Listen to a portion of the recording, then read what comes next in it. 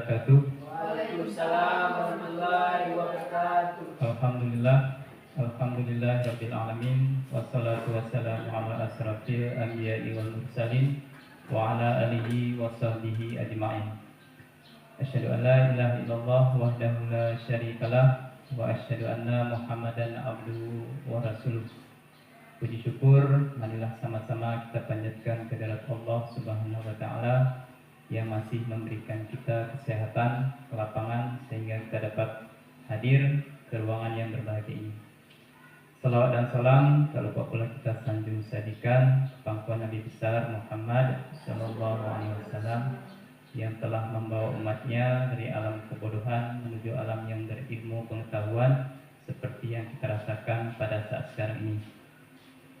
Baik Bapak Ibu, di sini kita akan melaksanakan acara yaitu diseminasi penerapan budaya positif oleh Bapak Rifan Agustian, SPDGR, CGP Angkatan 11, SMP Negeri 3, 1 Atap Pintu Rindukayu, Kabupaten Bener Meriah.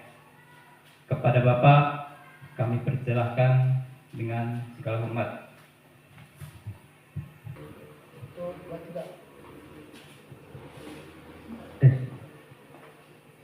Oke, Assalamualaikum warahmatullahi wabarakatuh. Waalaikumsalam warahmatullahi wabarakatuh. Terima kasih saya ucapkan kepada Bapak Moderator atau Bapak Rahmawan SPDI ya, yang telah memberikan kesempatan ya pada hari ini.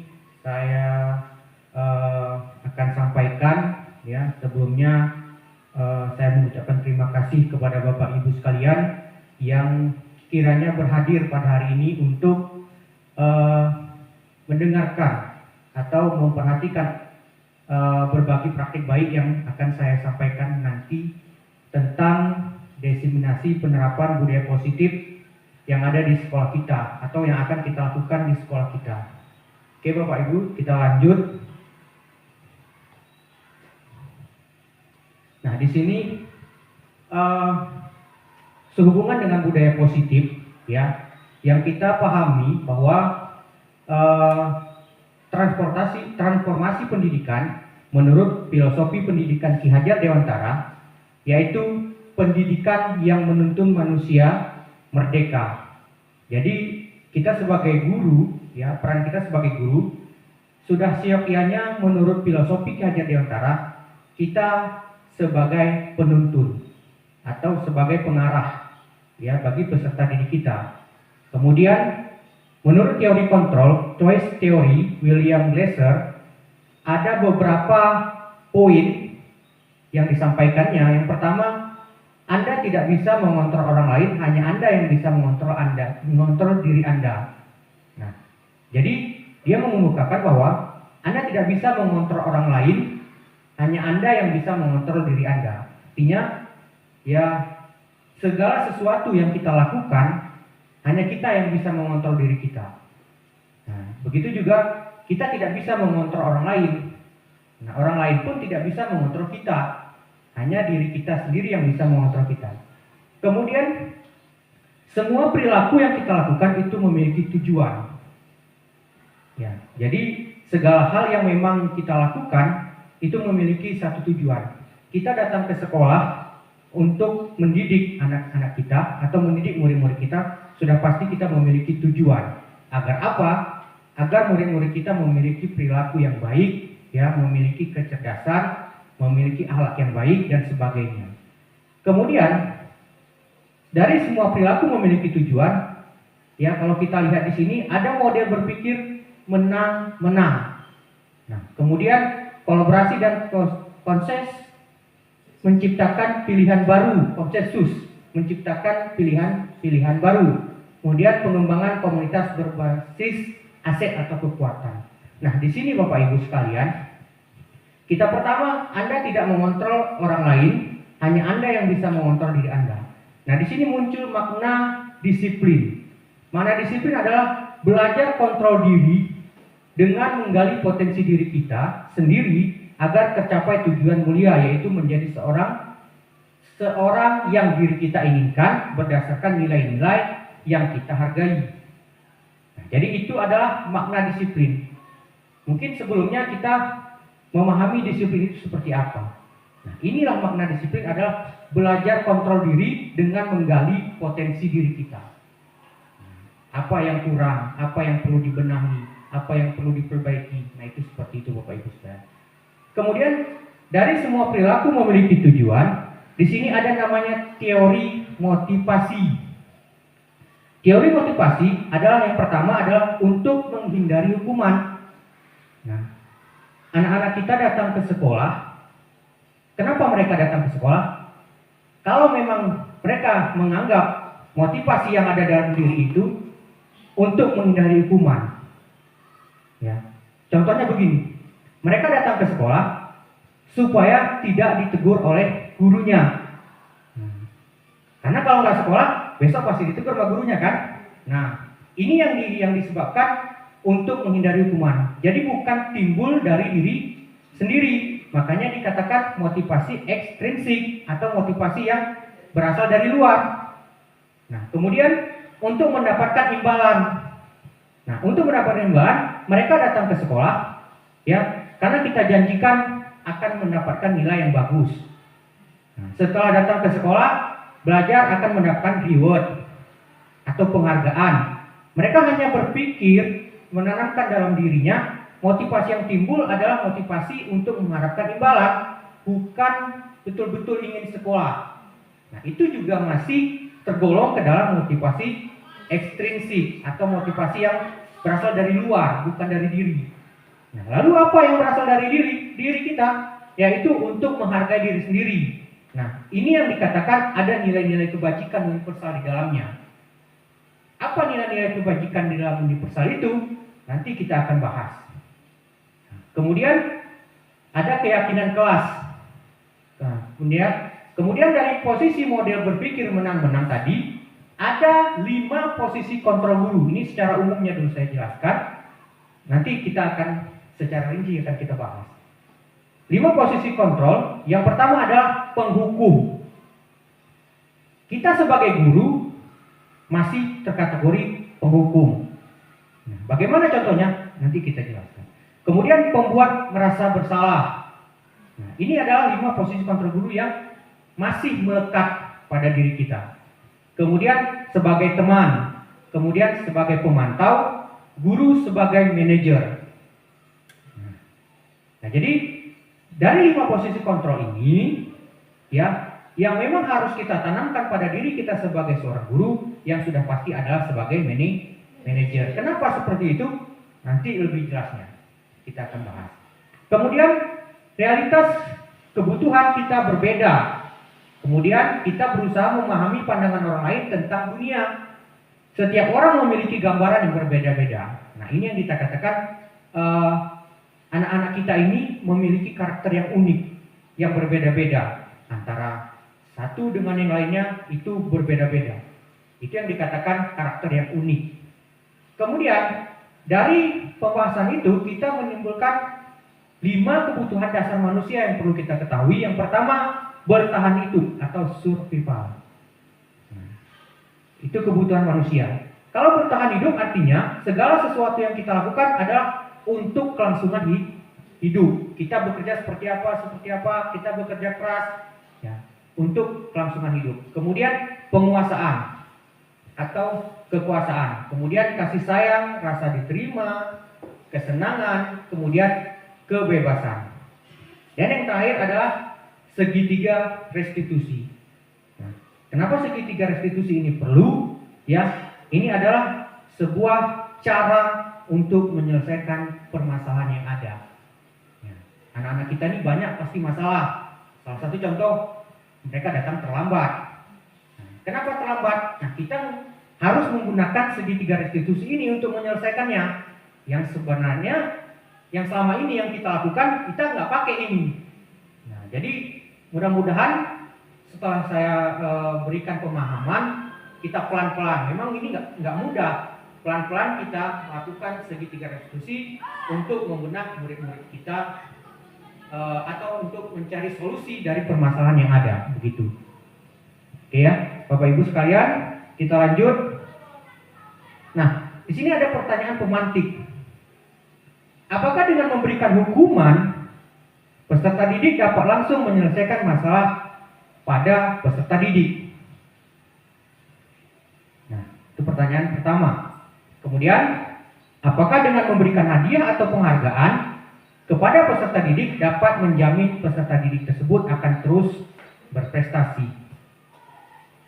Boleh dijawab? Ini pertanyaan pertama, coba dulu. Apakah dengan memberikan hukuman kepada peserta didik dapat langsung menyelesaikan masalah pada peserta didik? Boleh, Bu Ana?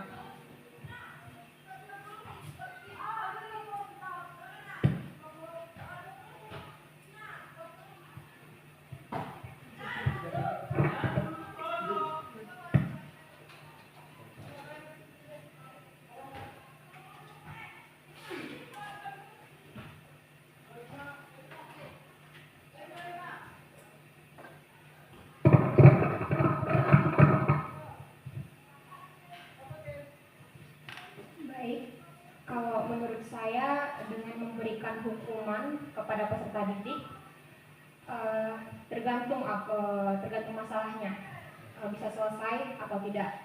Jadi contohnya seperti misalnya saya pernah memberikan hukuman pada peserta didik, misalnya ada yang telat ngasih PR, jadi mereka masih boleh kumpul PR minggu depan atau besoknya, tetapi saya kasih hukuman dengan mengurangkan poin 5.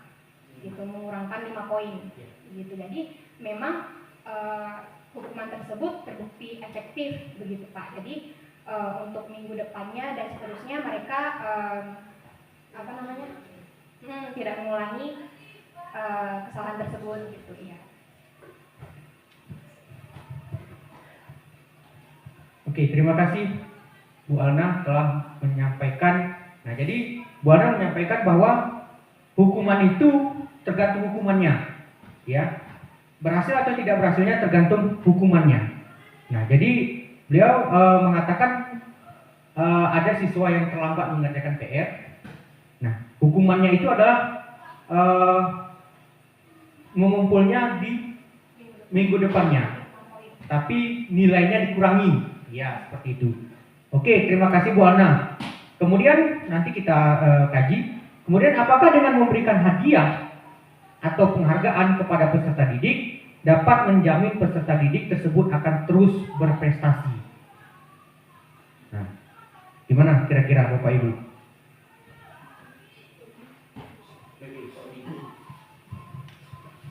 Baik, saya coba jawab ya. Apakah dengan memberi hadiah atau penghargaan kepada peserta didik, ada satu hal yang saya contohkan kepada anak-anak murid yang kelas 2, tapi saya memberi hadiah, tapi kalau misalnya suatu saatnya lagi dia tidak mengerjakan suatu kegiatan tugas ataupun PR tadi lagi, itu agak saya rumitkan aja. Makanya kalau misalnya kita memberikan setiap hari ataupun berlangsung hadiah tersebut, maka siswa tersebut akan seperti apa ya, candu lah bisa dikatakan ya, harus karena hadiah dulu akan mengerjakan tugas tersebut. Mungkin menurut saya agak kurang lah kalau kita katakan harus memberi ya, tapi harus kita ajarkan mereka untuk mandiri. Nah, itu aja dari saya. Terima kasih. Terima kasih kami ucapkan pada Pak Wahidi Dharma. Jadi benar sekali ya. Jadi beliau beranggapan bahwa memberikan hadiah itu atau penghargaan itu belum kategori efektif ya untuk peserta didik menjamin bahwa akan terus berprestasi. Jadi dari pertanyaan pemantik ini ya, jadi Bapak Ibu sudah berpikir bahwa dari dua pertanyaan ini, apakah penghukum itu hukuman itu menyelesaikan masalah, kemudian atau memberikan hadiah atau penghargaan itu akan terus meningkatkan prestasi siswa kita. Nah, nanti akan kita jawab dari hasil yang sudah kita yang akan saya paparkan. Kemudian, nah di sini Bapak Ibu, konsep inti dari budaya positif yang akan saya paparkan hari ini, ya untuk kita pahami bersama. Yang pertama adalah perubahan paradigma belajar. kemudian disiplin positif, kemudian nilai-nilai kebajikan, kebutuhan dasar manusia, kemudian posisi kontrol guru, kemudian keyakinan kelas, kemudian yang terakhir adalah segitiga restitusi. Nah, di sini Bapak Ibu sekalian, ini merupakan konsep inti budaya positif yang harus kita ketahui bersama. Kita masuk ke yang pertama, yaitu pembelajaran dengan paradigma baru. Pembelajaran dengan paradigma baru adalah merupakan pembelajaran yang dirancang berdasarkan prinsip pembelajaran, yaitu berdiferensiasi. Nah, kemarin sudah kita bahas tentang makna berdiferensiasi. Kemudian sehingga murid belajar sesuai dengan kebutuhannya untuk mewujudkan apa? Profil pelajar Pancasila. Naungannya adalah kita harus berpusat pada murid dan harus mewujudkan profil pelajar Pancasila. Yang pertama adalah mandiri, kemudian bernalar kritis, kreatif, bergotong royong, kemudian beriman dan bertakwa, kemudian berkebinekaan global. Nah, itu merupakan pembelajaran paradigma yang baru yang harus kita pahami, yang selama ini kita mungkin masih ada kita lakukan, tapi belum tahu makna dari berdiferensi itu sendiri. Kemudian Bapak Ibu sekalian, ada miskonsepsi tentang teori kontrol. Nah, di teori kontrol, ya kan, kita harus sedikit merefleksi diri kita, ya, merefleksi diri kita bahwa ilusinya guru itu mengontrol murid. Nah, selama ini kita katakan kita yang mengatur murid. Nah, kemudian begitu, kemudian ilusi bahwa kritik dan pembuat merasa bersalah mampu menguatkan karakter. Kemudian ilusi bahwa semua penguatan positif efektif dan bermanfaat. Yang terakhir adalah ilusi bahwa orang dewasa berhak memaksa. Nah, yang pertama, ilusi guru mengontrol murid. Kita selama ini beranggapan bahwa apa yang terjadi pada murid kita yang kontrol. Kita ya kontrol. Tetapi, nah, ini bukan sewajarnya teori kontrol. Bukan sewajarnya kita sebagai seorang guru. Ya, bukan kita yang mengontrol murid. Kita maknanya adalah menghamba pada murid. Kita hanya mengarahkan, bukan maunya kita. Nah, ini muncul di sini tadi ilusi bahwa orang dewasa pernah memaksa. Memaksa nggak kita? Harus kerjakan PR ya. Nah, besok harus kumpul. Nah, itu dikatakan kita sebagai orang dewasa sudah memaksakan kehendak kita. Kalau nggak dikumpul, besok ada hukumannya. Nah, masuk lagi ke hukuman. Nah, kan gitu. Kemudian ilusi bahwa kritik membuat rasa bersalah mampu menguatkan karakter. Yang selama ini kita beranggapan bahwa seorang guru, ya, kamu diulangi lagi kesalahan itu, nggak sayang sama orang tua di rumah. Nah, dia merasa bahwa apa yang dilakukannya itu salah, artinya dia merasa bersalah. Nah, itu bukan hal untuk menguatkan karakternya, nah, melainkan membuat beliau merasa bersalah, murid kita merasa bersalah. Sudah sampah ada tong sampahnya, masih saja dibuang sampahnya di tempat berserakan. Itu kan membuat merasa bersalah merekanya. Kemudian ilusi bahwa penguatan positif efektif dan bermanfaat. Penguatan positif itu efektif dan bermanfaat. Terkadang begini, ada makna dari penguatan positif yang memang belum tentu itu bermanfaat bagi siswa kita. Nah, itu seperti itu. Kemudian dari miskonsepsi tentang teori kontrol, kita beralih ke mengubah paradigma stimulus respon ke pendekatan teori kontrol. Jadi paradigmanya stimulus responnya ke pendekatan teori kontrolnya kita rubah. Yang pertama, Bapak Ibu bisa lihat sendiri di sini ada stimulus respon lawan teori kontrol. Pandangan tentang dunia. Yang pertama, realitas, kebutuhan kita sama. Nah, di situ bahasanya realitanya adalah kebutuhan kita berbeda. Jadi anak-anak itu kebutuhannya nggak sama. Si A maunya modelnya harus seperti ini. Nah, Kita lihat di kelas 1 ya, si selfie maunya seperti ini, atau di kelas 2 selfie maunya seperti ini. Kemudian maunya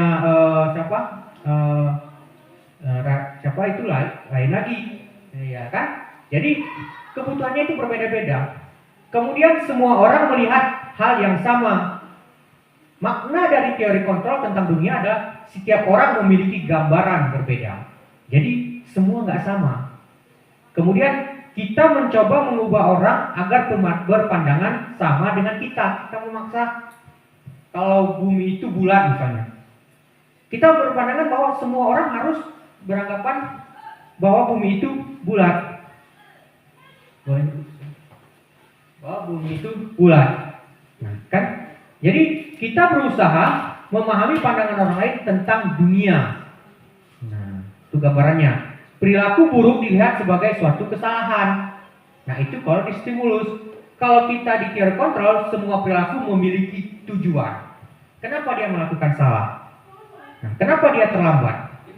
Kenapa dia tidak mengerjakan PR? Pasti ada alasannya. Nah, kita nggak bisa katakan kamu nggak kerja PR pasti malas sekali nih, nggak kayak gitu. Jadi nggak semuanya seperti itu. Kemudian orang lain bisa mengontrol saya, hanya Anda yang bisa mengontrol diri Anda. Nah, ini kan kita beranggapan di stimulus itu orang lain bisa mengontrol saya, tapi hanya Anda yang bisa mengontrol diri Anda. Saya bisa mengontrol orang lain, Anda tidak bisa mengontrol orang lain. Pemaksaan ada pada saat bujukan gagal, kemudian di dalam pemaksaan, di teori kontrolnya adalah kolaborasi atau konsensus menciptakan pilihan-pilihan baru. Kemudian model berpikir menang atau kalah, model berpikirnya menang-menang. Jadi kita tidak katakan harus ada yang menang dan ada yang kalah. Kita maunya menang-menang. Nah, jadi kita nggak katakan bodoh, pintar. Kita semua sama pintar-pintar. Artinya kita harus menguasai tentang teori kontrol ini.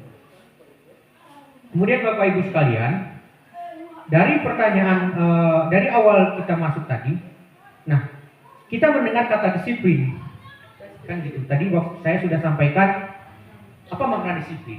Disiplin apa yang kita pikirkan atau yang terpikirkan di benak Bapak Ibu tentang disiplin itu. Nah, jadi disiplin ini kalau kita katakan patuh, kebiasaan, taat kan gitu. Nah, itu disiplin atau kita katakan disiplin ini tidak melanggar aturan. Nah, itu dia peraturan, nah seperti itu. Nah, jadi Bapak Ibu sekalian, disiplin berasal dari kata disiplina atau disiplina gitu Bu ya. Bahasanya yang artinya adalah belajar. Jadi makna disiplin itu bukan kita mentaati aturan, ya, bukan kita melakukan kebiasaan, tapi ini adalah maknanya belajar. Itu arti kata disiplin. Disiplin mengarah pada disiplin diri yang memiliki tanggung jawab untuk melakukan sesuatu hal yang bersifat positif terhadap apa yang dilakukan berdasarkan nilai-nilai yang kita yakini. Nah, apa nilai-nilainya? Nanti ada pembahasan tentang nilai-nilainya.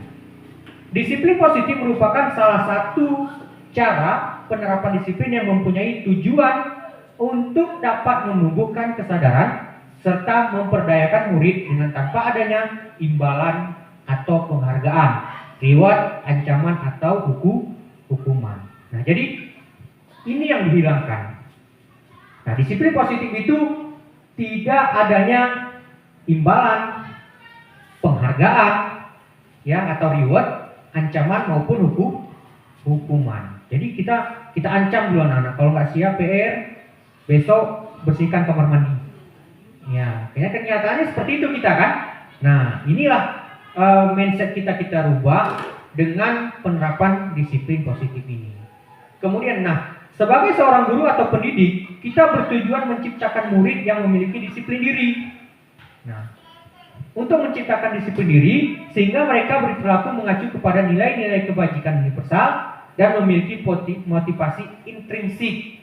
Nah, tadi sudah di awal sudah saya katakan, motivasi intrinsik adalah motivasi yang timbul dari dalam diri kita sendiri. tanpa adanya iming-iming yang lain dari luar. Nah, ya kan? Kenapa dia datang ke sekolah? Malas disuruh di rumah. Kenapa di rumah disuruh di kebun? Datang ke sekolah, cuman pelampiasan di sekolah supaya nggak disuruh di rumah, begitulah. Jadi ini masih makna dari takut dengan hukuman, takut dengan ancaman atau teguran seperti itu. Kemudian perubahan perilaku ke arah yang lebih baik lagi. Nah, Bapak Ibu sekalian, berbicara tentang nilai-nilai kebajikan, ya, yang perlu ada, yang mereka yakini pada murid-murid kita yang perlu ada, yaitu nilai yang disepakati bersama. Ini lepas dari suku, bangsa, agama, bahasa maupun latar belakangnya. Nah, ini adalah nilai-nilai kebajikan secara nasional. Ini memang yang harus kita katakan mereka yakini, harus ada mereka yakini seperti itu. Di profil pelajar Pancasila ada beriman dan bertakwa. Nah, itu berkebinekaan, gotong royong, mandiri, kreatif, kemudian bernara kritis. Nah, kemudian ada PYP atau Ibu Primary Yes Program. Ada kata nilai kebajikannya, ada toleransi, rasa hormat, integritas, mandiri. Ya, anak-anak kita belajar secara mandiri, menghargai pada saat diskusi kelompok, ya, berjalan dengan aktif. Pada saat anak-anak presentasi, yang lain mendengarkan atau mengeluarkan pendapat, empati, keingintahuan, kemudian kreativitas, kerjasama, percaya diri, komitmen. Kemudian di keterampilan hidupnya dapat dipercaya, lurus hati, pendengar yang aktif, tidak merendahkan orang lain, memberikan yang terbaik dari diri. Nah, ini keterampilan hidup yang memang mereka yakini seperti itu. Nah, jadi dengan adanya nilai-nilai kebajikan yang mereka yakini ini akan menjurus kepada nilai-nilai positif atau menilai budaya positif yang mereka lakukan. Nah,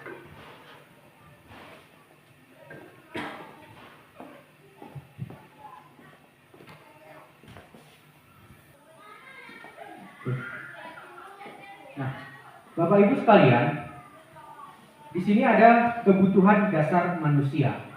Kebutuhan dasar manusia adalah segala sesuatu yang kita lakukan untuk mendapatkan apa yang kita inginkan. Seluruh tindakan yang kita lakukan memiliki tujuan tertentu, dan semua usaha terbaik yang kita lakukan adalah dalam rangka agar kebutuhan dasar kita terpenuhi dengan baik. Ini adalah tentang kebutuhan dasar manusia. Kebutuhan dasar manusia ini memang harus terpenuhi, ya, bagi kita sebagai manusia. Kita melakukan sesuatu, yang kita lakukan adalah untuk mendapatkan apa yang kita inginkan. Kemudian apa yang kita lakukan itu memiliki tujuan tertentu. Nah, atau kita katakan semua usaha terbaik yang kita lakukan adalah rangka untuk memenuhi apa yang kita butuhkan pada diri kita. Di dalam kebutuhan dasar manusia ada 5 kebutuhan dasar manusia.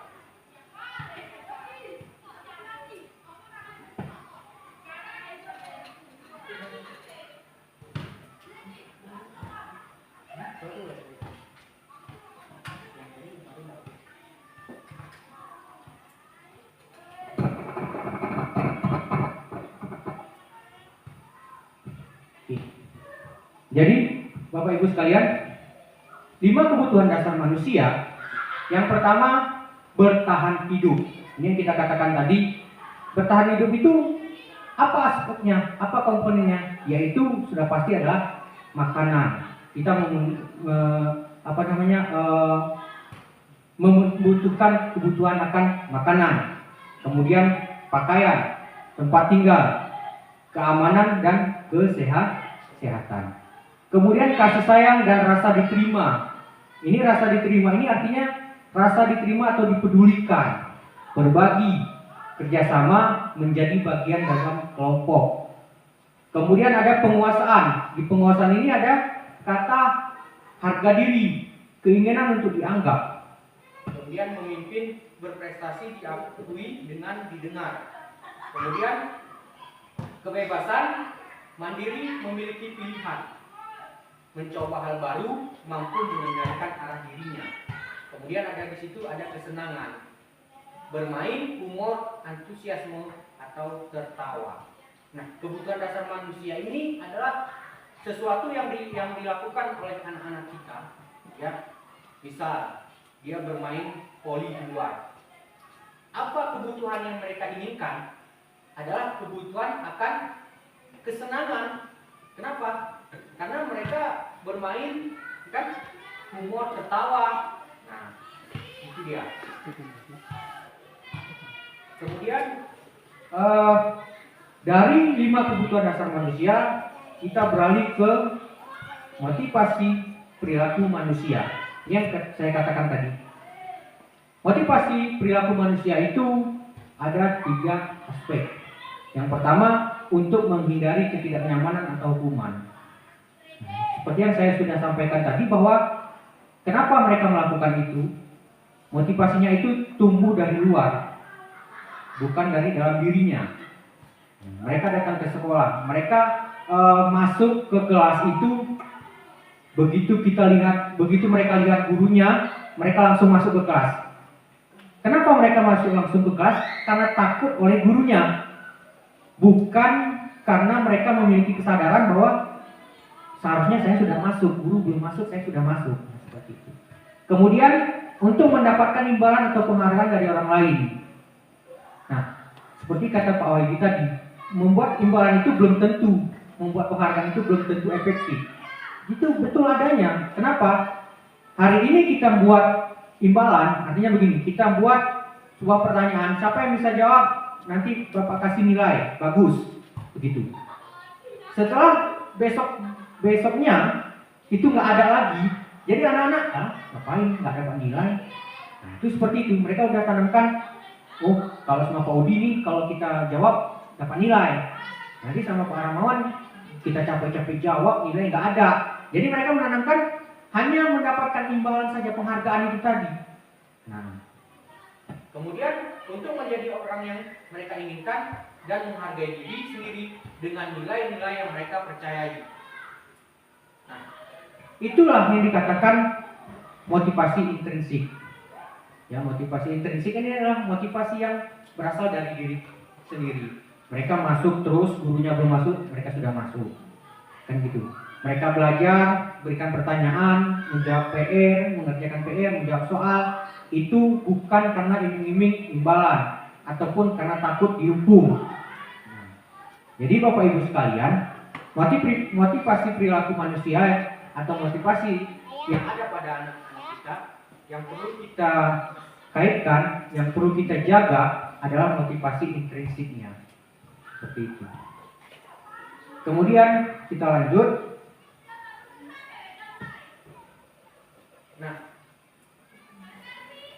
Nah, Bapak Ibu sekalian, tadi ada pertanyaan pematik tentang hukuman. Apakah hukuman itu efektif atau tidak?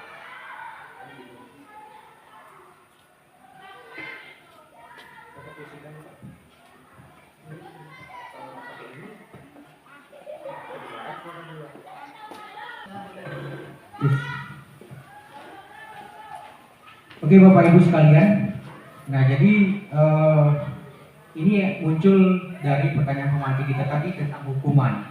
Nah, apakah hukuman itu efektif ya untuk kita lakukan ya pada peserta didik kita atau murid kita? Kemudian hukuman tidak terencana. Nah, yang dari makna hukuman ini adalah tidak terencana, spontan adanya. Tiba-tiba murid tidak tahu apa yang akan terjadi atau tidak dilibatkan bersifat satu arah berupa hukuman fisik ataupun psikis. Nah, jadi yang selama ini kita lakukan, kita sebagai guru adalah sebagai penghukum. Nah, kenapa seperti itu? Hanya kita yang menentukan. Ini satu arah. Nah, kalau misalnya nggak piket pagi, nah ambil sampah keliling, itu kan spontan. Nah, itu merupakan hukuman. Kemudian konsekuensi yaitu terencana. Nah, ini yang kita katakan, ini yang perlu ada, bukan hukuman. Nah, jadi kita sebagai guru harus kita mampu merencanakan konsekuensi dengan peserta didik kita. Nah, terencana atau disepakati sesuai peraturan. Apa peraturan sekolah? Tidak boleh memakai sepatu berwarna putih. Nah, kita sampaikan. Nah, ini kita sepakati bersama. Besok nggak boleh pakai sepatu warna putih. Nah, itu sudah terencana. Dan kalaupun dilanggar lagi, ya, nah berarti kan tidak sesuai dengan kesepakatan atau ada konsekuensinya. Nah, kemudian murid tetap dibuat tidak nyaman. Sikap guru selalu memonitor murid. Nah, ini konsekuensi. Kemudian restitusi. Apa itu restitusi? Proses menciptakan kondisi bagi murid untuk memperbaiki kesalahan. Nah, ini kita katakan tadi, dia terlambat, kita panggil. Kita tanyakan, kenapa kamu terlambat? Kamu tahu kesalahan kamu? Nah, dia mengatakan, tahu Pak, saya terlambat. Nah, kenapa kamu terlambat? Nah, saya tidurnya kemalaman Pak, nggak sempat sarapan pagi, sehingga sarapan dulu baru berangkat, sehingga saya terlambat. Tahu nggak kamu kesalahannya? Apa yang kamu lakukan? Nah, kan seperti itu. Jadi itu fungsi kita untuk mencari solusi. Kemudian proses kolaboratif. Nah, di restitusi ada proses kolaboratif untuk menyelesaikan masalah. Nggak kita yang selesaikan, dia kita panggil, kita selesaikan bersama. Ya, itu namanya kolaboratif. Yang mengajarkan murid untuk mencari solusi sendiri, bukan solusinya dari kita. Besok kalau terlambat lagi, ya kamu gak usah datang ke sekolah. Nah, itu kan kita solusinya. Kita tanyakan sama dia, kalau kesalahan ini terjadi lagi, apa yang akan kamu lakukan? Bagaimana solusinya? Nah, solusinya bagaimana? Saya tidur nggak larut malam lagi Pak. Nah, saya cepat tidur, paginya saya cepat bangun, saya cepat sarapan sehingga saya tidak terlambat ke sekolah. Nah, solusi yang timbul dari diri sendiri, bukan kita yang memberi solusi. Itu makna dari restitusi.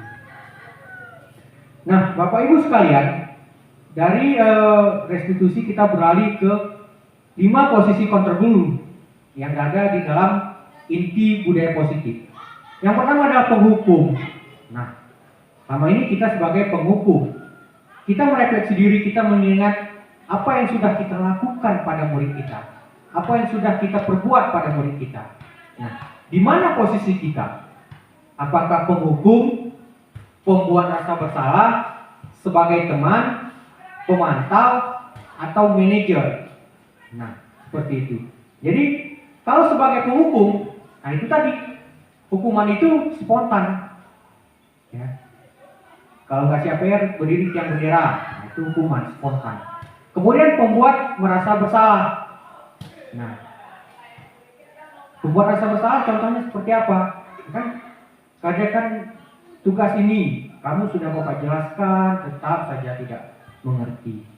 Nah, makanya kalau disuruh mendengarkan, kan itu seolah-olah kita beranggapan kita sudah menguatkan karakternya dengan cara seperti itu, dia sudah mulai, oh iya betul kata Bapak, nggak kayak gitu. Yang dia rasakan adalah pembuat rasa bersalah. Karena dia merasa bersalah, dia melakukan hal yang baik. Nggak itu. Bukan begitu seperti pembuatan karakternya. Kemudian sebagai teman, mana ada sebagai teman? Ayo kita sama-sama ambil sampah. Nah, itu kan sebagai teman. Nah, kemudian ada sebagai pemantau, kita yang melihat, nah itu kelasnya kurang bersih, sampaikan.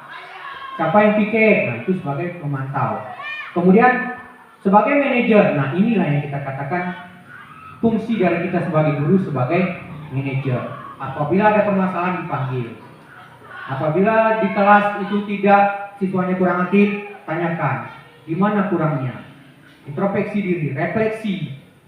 Nah, setelah refleksi baru adakan evaluasi. Nah, jadi seperti itu diarahnya. Jadi yang dituntut di budaya positif adalah kita sebagai guru harus memiliki posisi kontrol sebagai manajer. Itu yang penting. Nah, selama ini kita sebagai penghukum, ya. Sebagai pembuat merasa bersalah, ya. Sebagai teman, ya. Sebagai pemantau juga iya. Nah, sebagai manajer apakah sudah kita tanamkan pada diri kita sebagai manajer? Ada. Sudah. Nah, kan gitu. Jadi kalau kita sudah tanamkan sebagai manajer, yang lain hilangkan secara perlahan. Oke Bapak Ibu sekalian, Di sini ada contoh penerapan 5 posisi kontrol guru. Kita bisa perhatikan bersama. Hormat pada bendera selama 1 jam. Nah, ini yang saya katakan tadi, nggak siap PR atau kelas nggak dipiket, nggak nyapu, keluar semua, hormat 1 jam. Nah, itu posisi kita adalah sebagai penghukum. Kemudian kasus yang kedua, berapa kali Bapak Ibu harus memberitahu kamu selalu saja mengecewakan Bapak Ibu. Capek kami sampaikan, capek kami nasihati, itu lagi diulang. Biasanya kalau setiap Senin itu bolak-balik kita nasihatnya itu kan. Udah upacara itu nggak boleh goyang-goyang, nggak boleh senyum, ada aja yang ketawa-ketawa. Nah, ini kita membuat rasa bersalah. Kemudian, ayo dong kita aturan sekolah, ikuti aturan sekolah. Tolong bantu Bapak Ibu ya sekali ini. Ya sudah, tidak apa-apa, lain kali jangan sampai berbuat seperti ini lagi ya. Nah, seperti contohnya Pak Udi tadi bersama teman-teman, sesama murid-murid itu membuat lapangan voli, kan gitu kan. Ayo kita sama-sama kita buat. Nah, ada dijatuhkannya net. Ya, jangan seperti itu ya. Nah, kan inilah kita sebagai teman, kita sama-sama merangkul mereka. Kemudian kamu sudah melanggar peraturan sekolah. Kamu tahu konsekuensinya. Setelah upacara kamu beli atributnya ke koperasi dan jangan diulangi lagi. Nah, itu sebagai pemantau. Kita bilang tuh Alpi rambutnya panjang ya. Nanti Senin pas upacara jangan lagi panjang ya. Nah, kita sudah memantau bahwa murid kita ini rambutnya panjang. Nah, itu kita sebagai pemantau. Kemudian yang terakhir, posisi guru yang terakhir adalah sebagai manajer. Apakah kamu tahu kesalahanmu? Kira-kira bagaimana kamu memperbaiki kesalahanmu? Nah, itu kita sebagai manajer. Kita nggak langsung menghukumnya, ya kan? Kita tanyakan dulu, apa kesalahanmu? Nah, seperti itu. Kemudian Bapak Ibu sekalian, di sini ada pertanyaan. Posisi kontrol apakah aku? Nah, kan gitu kan? Ini kita sebagai guru, saya kecewa sekali dengan kamu. Nah, ini masuk posisi kontrol yang mana? Pemantaukah? Penghukumkah? Pembuat rasa bersalahkah? Temankah? Atau manajer? Pembuat rasa bersalah. Ya, pembuat rasa bersalah. Kemudian pertanyaan kedua, kamu tidak pernah melakukannya. Nah, itu masuk ke posisi kontrol yang mana? Kamu tidak pernah melakukannya. Kan?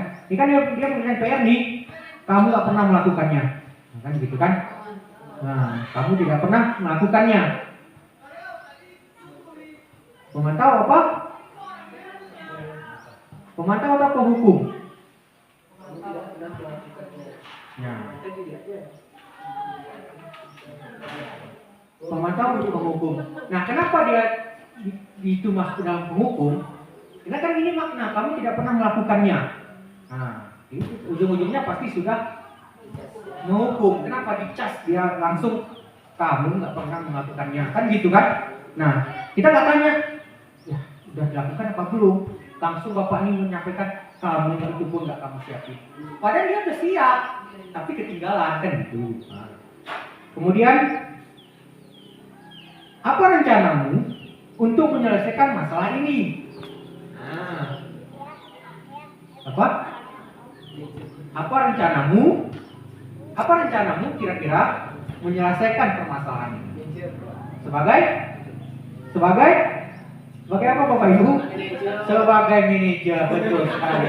Ya, ya kan? Jadi dia udah menanyakan. Nah, ini kan menanyakan solusi dari dia sendiri. Kemudian, ayolah lakukan demi Bapak Ibu ya. Baru teman. Oke, jadi begitulah adanya kan. Kemudian, kamu tidak pernah mendapatkan nilai jika tidak mengerjakan tugas. Nah, kita lihat ya, kamu nggak akan mendapatkan nilai ya kalau kamu nggak mengerjakan tugas yang kita beri. Karena dilihat gitu kan. Nah, jadi sebagai pemantau. Kita beri tepuk tangan dulu untuk kita semua. Jadi itu tadi 5 posisi kontrol kita sudah menjawabnya. Jadi itu makna dari kita sebagai guru sebagai pengontrolnya, 5 posisi kontrol. Nah, Bapak Ibu sekalian, di dalam budaya positif ada namanya keyakinan kelas. Nah, pertanyaannya, mengapa harus keyakinan kelas? Kenapa bukan peraturan kelas? Nah, kan gitu kan? Jadi selama ini kita buat peraturan kelas, ya, tidak boleh ini, tidak boleh itu, ya kan? Dilarang ribut, dilarang makan di kelas, kan gitu kan? Nah, jadi ini yang akan kita bahas sedikit tentang keyakinan kelas kita, atau kenapa harus keyakinan kelas, kenapa bukan peraturan kelas. Keyakinan kelas adalah kesepakatan. Nah, keyakinan kelas itu adalah aturannya, kan?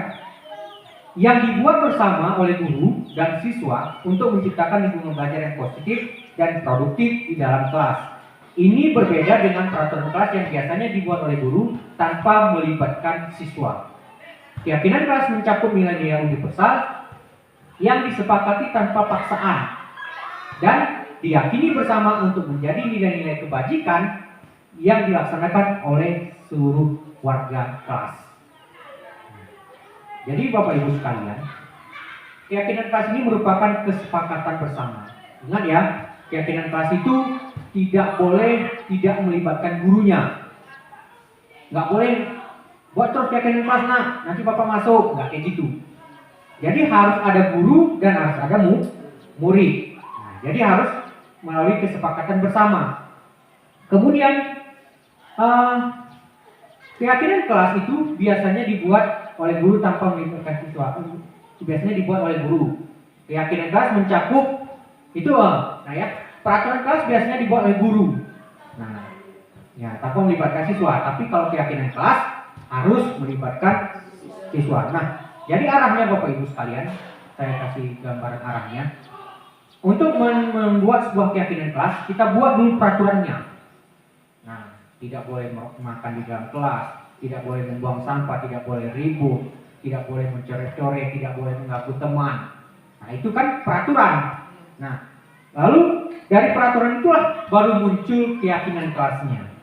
Ya, baru muncul keyakinan kelasnya. Ini disepakati bersama tanpa ada paksaan. Nah, anak-anak, dari peraturan yang ini, keyakinan kelas apa yang ingin kita buat, yang cocok? Nah, contohnya tadi tidak membuang sampah sembarangan di dalam kelas. Apa keyakinan kelas? Pasti tentang kebersihan, menjaga kebersihan. Jadi tidak boleh mengganggu teman. Itu lagi diskusi, nggak boleh mengganggu teman. Apa keyakinan kelas yang cocok? Saling menghargai atau saling menghormati. Nah, itu seperti itu.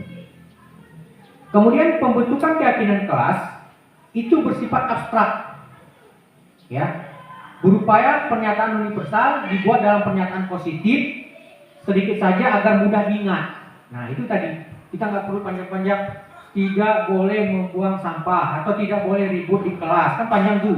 Jadi nggak ingat anak-anak.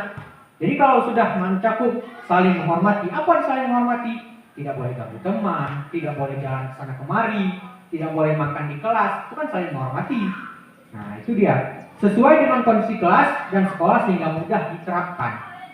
Semua warga sekolah atau warga kelas dilibatkan saat membuat keyakinan kelas. Nah, ini harus seperti itu alurnya. Oke Bapak Ibu sekalian, di sini saya akan tampilkan perbedaan antara peraturan dan keyakinan kelas. Ya. Peraturannya selalu kembalikan buku ke tempatnya. Nah, kalau bahasa dari keyakinan kelasnya adalah tanggung jawab. Nah, tanggung jawab. Tiket selalu membersihkan lingkungan kelas. Kan gitu kan? Papan tulisnya dihapus. Kan gitu. Itu tanggung jawab, masuk ke dalam tanggung jawab. Kemudian dilarang mengganggu orang lain. Ya. Dilarang mengganggu orang lain itu masuk dalam keyakinan kelasnya adalah menghormati orang lain dan diri sendiri. Kemudian hadir di sekolah 15 menit sebelum pembelajaran dimulai adalah berkomitmen. Nah, menghormati orang lain, komitmen pada tujuan. Kemudian dilarang melakukan kekerasan.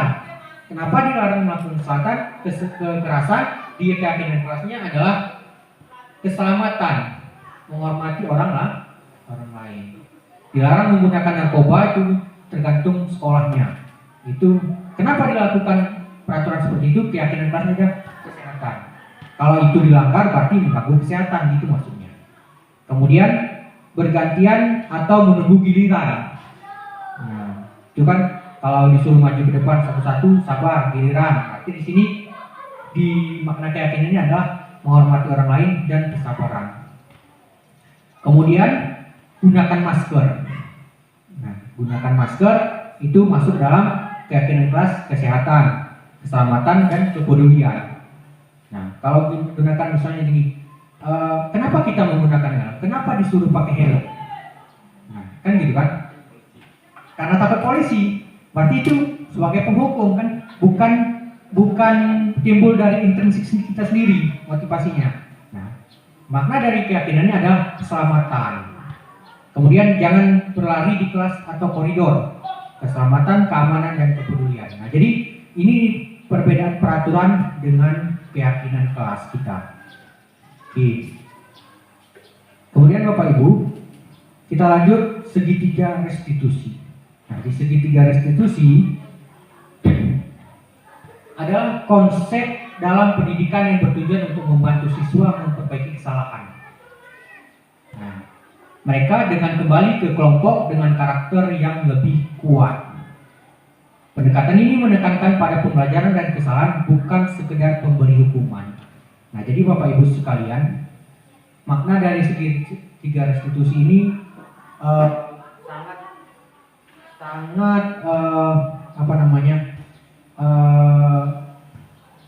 menjadi hal baru ya yang saya rasakan pada saat pendidikan guru penggerak. Kenapa? Selama ini kita nggak melakukan restitusi ini. Kita tidak menyelesaikan permasalahan siswa dengan cara ini. Nah, jadi kita hanya memanggil langsung menghukum. Nah, jadi segitiga restitusi ini bertujuan untuk membantu memperbaiki kesalahan.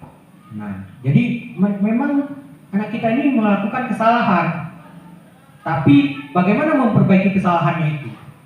Nah, kemudian bagaimana menekankan kesalahan itu bukan sekedar menghukum. Jadi itu tadi. Jadi di segitiga restitusi, ya Bapak Ibu sekalian, ada caranya.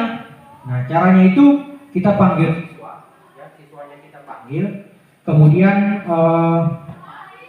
kita tanyakan, kamu tahu nggak kesalahan kamu? Kamu tahu nggak kenapa Bapak panggil ke sini?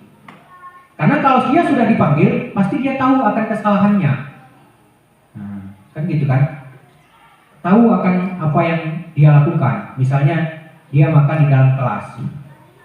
Keyakinan kelas kita punya aturan bahwa tidak boleh makan di dalam kelas. Kita panggil. Nah, tahu nggak kenapa Bapak memanggil kamu? Dia pasti menjawab, tahu Pak, karena saya makan dalam kelas. Nah, kenapa kamu makan di dalam kelas? Pasti kamu punya alasannya. Kita tanya alasannya dulu, jangan langsung panjang. Nah, begitu kita tanya, dia boleh mengatakan, saya nggak sempat sarapan di rumah Pak. Nah, kenapa bisa kamu nggak sempat sarapan di rumah? Memang nggak masak, kan gitu kan? Memang orang tua nggak masak. Nah, masak Pak, tapi saya tadi malam main game, kelamaan tidur sampai jam 1. Bangun paginya jam 8:15, nggak sempat ini Pak langsung sekolah. Nah, gitu kan? Nah, baru kita katakan itu kita sudah menstabilkan identitas. Kita tanya itu, baru kita masuk ke validasi tindakan. Nah, kamu tahu nggak keyakinan kelas apa yang sudah kamu langgar? Kan gitu. Nah, baru diingatnya keyakinan kelas tadi, tidak boleh makan di dalam kelas. Keyakinan kelas apa itu? Harus saling menghormati. Nah, kan gitu. Nah, jadi baru kita menanyakan keyakinan. Nah, untuk mencari solusi dari permasalahan kamu ini, apa yang harus kamu lakukan supaya kamu tidak lagi datang atau tidak lagi makan di dalam kelas. Nah, pada pagi hari kan gitu. Saya nggak main game larut malam Pak. jam 9 saya udah tidur, pagi jam setengah 7 saya udah bangun, saya sempat sarapan. Nah, nggak lagi makan di dalam kelas. Jadi seperti itu. Jadi kan ada solusi. Nah, solusinya ini yang kita katakan bahwa anak-anak itu terbiasa. Nah, terbiasa menyelesaikan masalah yang solusinya itu datang dari diri sendiri. Nah, ini peran kita sebagai guru. Nah, jadi Bapak Ibu sekalian, suatu proses dialog yang dijalankan oleh guru agar dapat menghasilkan murid yang mandiri dan bertanggung jawab. Nanti setelah kita selesaikan itu tadi, kan dia solusinya sudah dibuat. Tanyakan lagi sama dia, tanyakan pada murid itu. Jadi, apa yang kamu dapatkan dari hasil diskusi kita tadi? Nah, dia pasti mudah-mudahan dia menanggapan bahwa, oh, saya kesalahannya ini Pak, saya nggak tidurnya malam-malam lagi, saya sarapan di rumah. Nah, itu solusi yang timbul dari dia, bukan dari kita. Nah, Bapak Ibu sekalian, segitiga restitusi ini bukan hanya kita sebagai restitusi kepada murid. Nah, ya, jadi kita selama dengan guru pun bisa kita berdialog segitiga restitusi ini. Nah, misalnya Pak Rahmawan, saya lihat Bapak terlalu murung, nah, kan gitu kan? Apa yang Bapak pikirkan? Nah, saya kecapean Pak, ini mengerjakan tugas CGP itu tugas PPG gitu kan? Nah, kan pasti ada alasannya kan gitu. Nah, jadi solusinya apa? Oh, kalau seperti itu Pak, istirahatnya cukup dulu. Nah, kalau udah malam tidurnya jangan malam, minum vitamin kan gitu kan? Nah, jadi bukan hanya kita kepada murid, guru kepada guru juga bisa. Yang nggak bisa, murid kepada guru. Nah, kita nggak boleh direstitusi sama siswa atau sama murid kita. Begitu ya Bapak Ibu sekalian.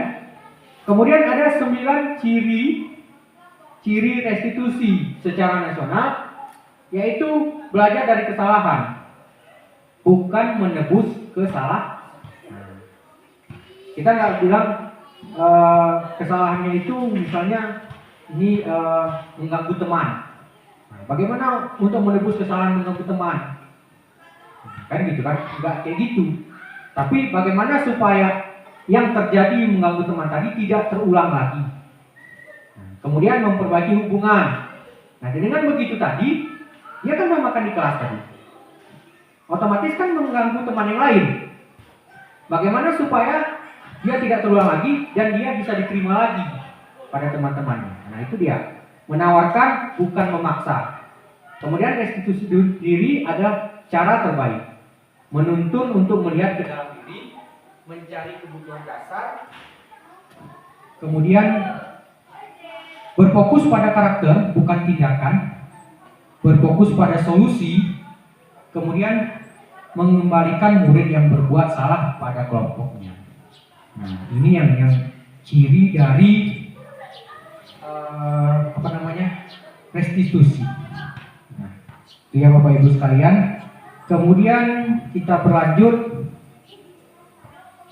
menstabilkan identitas. Nah, jadi di restitusi tadi, yang pertama ada menstabilkan identitas. Nah, seperti yang sudah saya jelaskan tadi, menstabilkan identitasnya adalah berdasarkan prinsip membuat kesalahan adalah bagian dari proses pembelajaran. Ya, membuat kesalahan adalah bagian dari proses pembelajaran. Berbuat salah itu wajar. Nah, ini kata-kata yang bisa kita ambil. Nah, kan gitu. Kamu kenapa kalau jam Bapak maunya keluar aja main poli? Kan gitu. Nah, jadi kita katakan berbuat salah itu wajar. Tidak ada manusia yang sempurna. Tidak ada manusia yang sempurna, nah betul. Bapak juga sewaktu SMA seperti itu. Kalau udah lihat bola voli maunya pelajaran fisika gak usah lagi. Nah kan kayak gitu. Jadi anak-anak terbawa dengan apa yang kita rasakan, baru nanti mengarah. Ibu atau bapak juga pernah melakukan itu. Ibu atau bapak tidak mau mencari siapa yang salah, tapi ibu bapak ingin mencari solusi dari permasalahan ini. Kemudian kamu berhak merasa begitu. Nah, kan gitu kan? Nah, jadi yang kita restitusi ini Bapak Ibu sekalian, bukan hanya dia mengganggu teman. Ya, saya ada buat skenario kemarin. dengan Nadia, ya. Skenario-nya itu adalah Nadia ini marah ketika dia sedang mengerjakan tugas, ya. Dia marah bahwa temannya mengganggu dia. Nah, jadi kan yang sebenarnya Nadia ini nggak bersalah kan gitu. Bersalahnya di mana? Bersalahnya dia marah dan membuat keributan, itu cuman. Jadi kita panggil Nadia. Nah, kenapa seperti itu kamu lakukan? Pasti ada alasannya. Jelas Pak, saya lagi ngerjain tugas, fokus, tahu-tahu datang Irhan mengganggu. Lalu apa yang kamu lakukan? Saya marah besar Pak, saya sampai ketok meja, kan gitu. Nah dia mengatakan, nah tadi kita bawa dia, wajar kamu melakukan hal itu. Nah kamu berhak merasa begitu, karena yang kamu lakukan adalah kamu lagi fokus, tapi tiba-tiba Irhan datang. Nah, kalaupun Bapak di posisi kamu, Bapak pun akan seperti itu. Nah ini dia, ya, menstabilkan identitasnya dulu. Kita tanya dulu apa. Kemudian dari menstabilkan identitas, ada langkah kedua, yaitu validasi tindakan yang salah. Setelah kita tahu ceritanya, ya, kemudian berdasarkan prinsip setiap perilaku berupaya memenuhi suatu kebutuhan tertentu. Kamu pasti punya alasan mengapa melakukan hal itu. Nah, kita tanyakan, kenapa kamu melakukan itu, Nadia? Pasti ada alasannya ya. Iya Pak, saya lagi fokus diganggu aja Pak. Nah, kan gitu kan? Padahal kamu bisa melakukannya yang lebih buruk dari itu.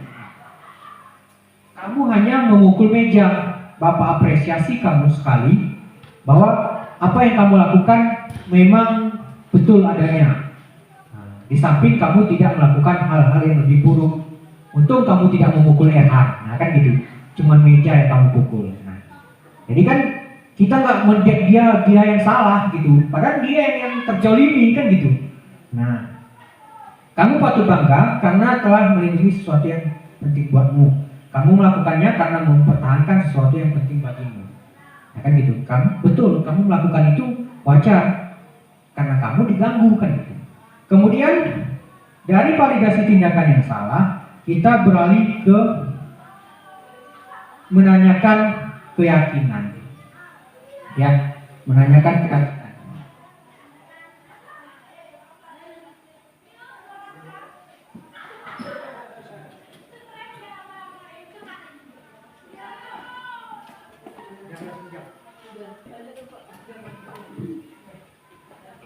Ya. Jadi langkah yang ketiga Bapak Ibu sekalian adalah menanyakan keyakinan. Di menanyakan keyakinan ini adalah berdasarkan prinsip teori kontrol bahwa pada dasarnya kita termotivasi secara intrinsik. Apa keyakinan kita? Sudah kita tanyakan menstabilkan identitasnya, kenapa dia melakukannya, kemudian kita validasi tindakannya, baru kita tanyakan ya keyakinan kelas apa yang sudah kamu langgar, kemudian nilai-nilai apa yang telah disepakati bersama, kemudian seperti apa gambaran sebuah kelas yang ideal menurut kamu ingin menjadi orang yang seperti apa. Nah seperti itu tadi saya sampaikan bahwa ke depan apa yang akan kamu lakukan untuk tidak lagi terjadi permasalahan ini. Nah, kan gitu. Saya harus lebih sabar Pak. Kalaupun memang mereka Irhan mengganggu saya lagi, saya akan laporkan kepada wali kelas atau guru mapelnya. Dia nggak boleh marah langsung. Nah, itu seperti itu. Jadi solusinya ada, ya. Jadi permasalahannya terselesaikan. Nah itu.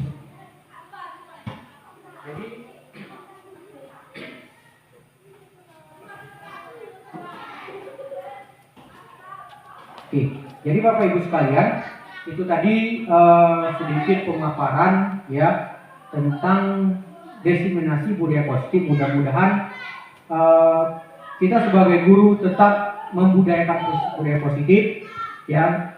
Posisi kontrol kita sebagai guru tetap sebagai posisi kontrol sebagai manajer. Nah ini ada contoh penerapan sertifikat institusi yang sudah saya lakukan ya. Kemudian